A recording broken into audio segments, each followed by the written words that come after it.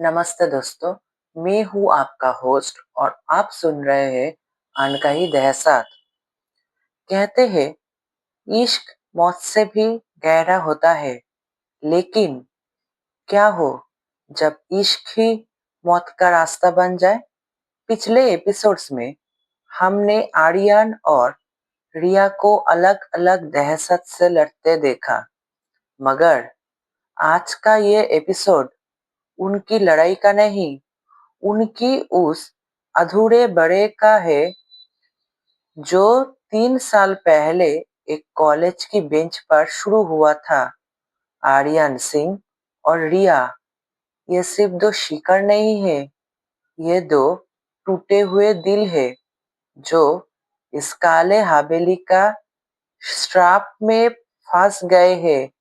आज रायगढ़ की ये लाल नदी उनके सारे राज उगलने वाली है। ईयरफोन्स लगाइए, क्योंकि आज डर के साथ साथ आपकी आंखें भी नम होने वाली है।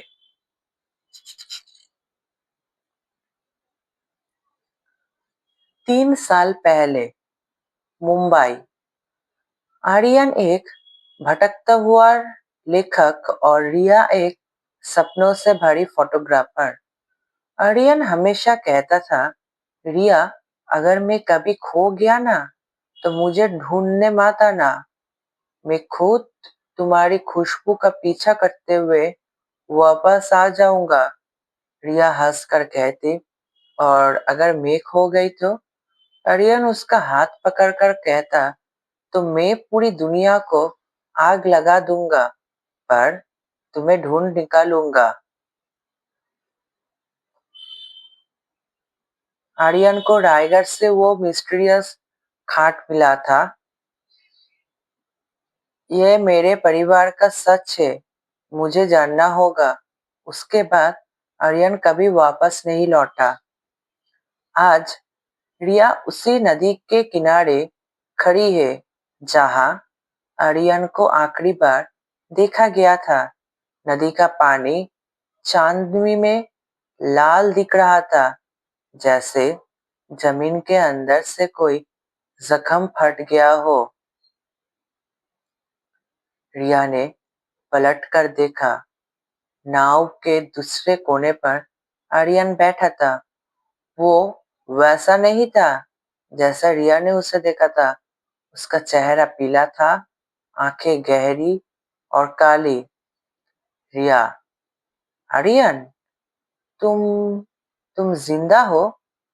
आर्यन एक दर्द भरी मुस्कान के साथ कहता है, जिंदा? रिया, रायगढ़ में कोई जिंदा नहीं रहता। हम सिर्फ यादें हैं जो इस नदी के पानी में बह रहे हैं। रिया ने उसका हाथ पकड़ने की कोशिश की, मगर उसका हाथ आर्यन के जिस्म से ऐसे गुजर गया जैसे वो सिर्फ धुआं हो। रिया रोते हुए, मैं 3 साल तुम्हारा इंतजार किया आर्यन, हर रोज, हर घंटे। मुझे लगा तुम वापस आओगे। तुमने मुझसे वादा किया था आर्यन, मैंने अपना वादा निभाया। रिया, मैंने इस नदी के शैतान से सौदा किया था। मैंने कहा था, मेरी जान ले लो, पर रिया को कभी रायगढ़ मत आने देना।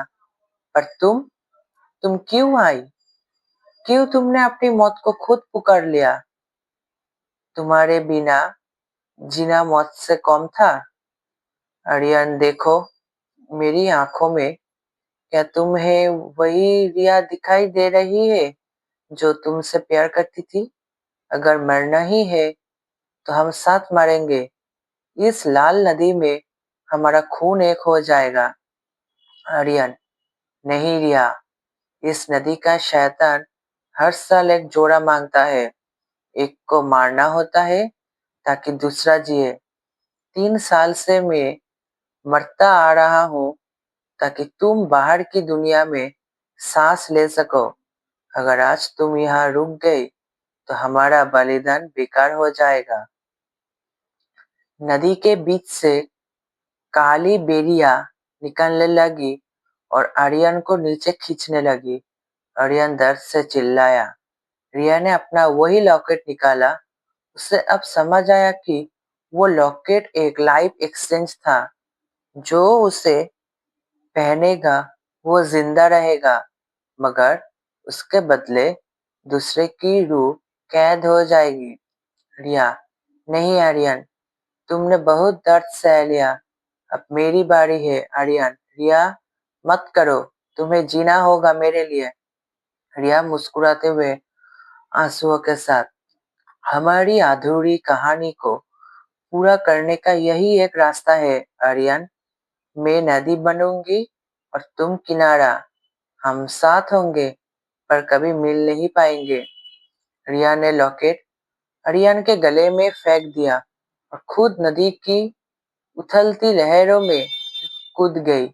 एक तेज रोशनी हुई और नदी का पानी अचानक शांत हो गया। सुबह हुई। आर्यन नदी के किनारे पड़ा था। उसके सीने में दिल धड़क रहा था। वो जिंदा था। उसने पागलों की तरह नदी में रिया को ढूंढा, पर वह सिर्फ शांति थी। आर्यन ने किनारे पर रखा रिया का कैमरा उठाया। उससे देखा कि कैमरा में एक नई वीडियो रिकॉर्ड हुई थी। उसने प्ले किया। वीडियो में रिया नदी के अंदर जा रही थी और उसने आखिरी बार कैमरा की तरफ देखकर कहा, आर्यन, भूलना मत, हमारा इश्क अनकही ही रह गया, पर यह दहशत अब तुम्हारे हाथों में है। स्टेशन मास्टर को मत छोड़ना। आर्यन की आंखों में अब आंसू नहीं, बल्कि आग थी। उसने कैमरा उठाया और काला हवेली की तरह देखकर कहा, तूने मुझसे मेरी रिया छीनी है, अब मैं तेरे हर राज को राख कर दूंगा। तो अगले एपिसोड का टीजर, आर्यन वापस जाता है उस हवेली में, पर इस बार वो शिकार नहीं, शिकारी है। उसे मिलता है एक पुराना मंदिर जहाँ रिया की रूह को कैद किया गया है। अगला episode, the temple of tears, आंसुओं का मंदिर। सुनते रहिए अनकही दहशत, क्योंकि असली डर तब शुरू होता है जब खोने के लिए कुछ ना बचे।